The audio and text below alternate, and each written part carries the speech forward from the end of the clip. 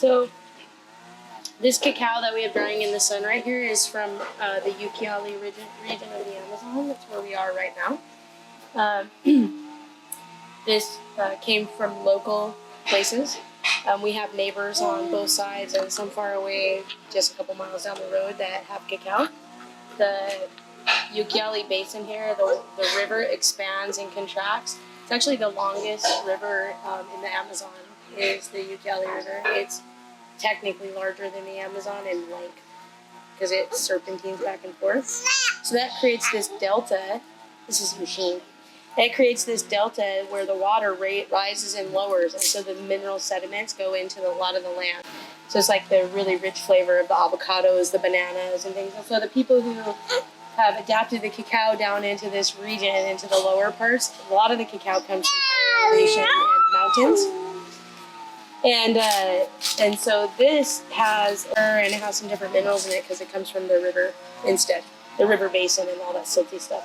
So it's really potent and strong, has a lot of alkaloids, a lot of minerals. And what we're gonna do here is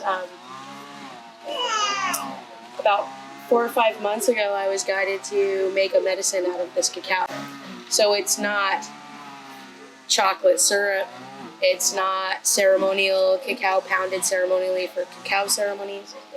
Literally, we're going to create a medicine, and it's going to be a heart-opening medicine out of this cacao. It's going to have some other ingredients with it. It's going to have some bobensana, and it's going to have some really special bark from a cinnamon tree.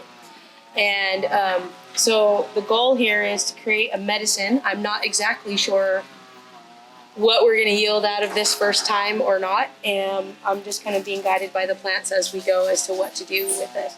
At this point, this cacao was dried in the sun. The process with cacao is it gets picked and it's in a pod. And the pod inside has this really delicious fruit and the seeds. And so we generally eat the fruit. It's pretty tasty. It's like custard. And then we crush up the fruit a little bit and pull all the seeds out. And then we dry it in the sun. And then once it's dried in the sun, it gets put into these big piles or sometimes even in like wooden boxes, big crates to hold it, and it ferments.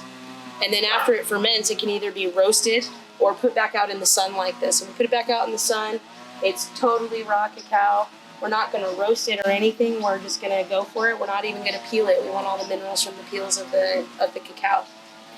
It's nice and clean. It's nice and dry. And so what I'm going to do is put it in this bucket, and then we're going to crush it up inside some bags and put it inside the pots, and we're going to start decocting it, boiling it like we make ayahuasca and Bacapi and things like that.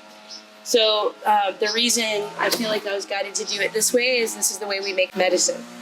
And the medicine that we make and the process that we use invokes the spirit of the plants.